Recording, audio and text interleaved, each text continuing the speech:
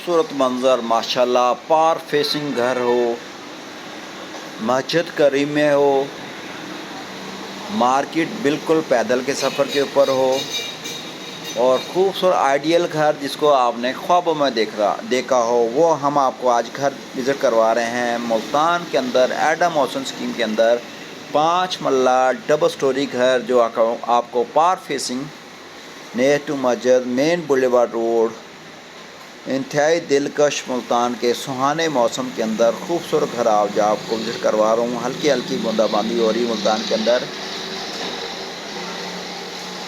और इंतहाई खूबसूरत घर का नंबर है 88 E B block, Adam housing scheme, Multan.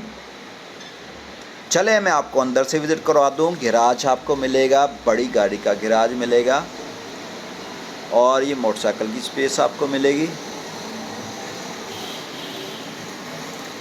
Rent option भी है।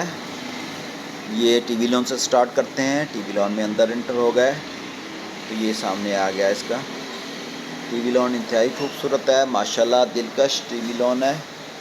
फॉर सीलिंग का अच्छा काम करवाया गया है इसके अंदर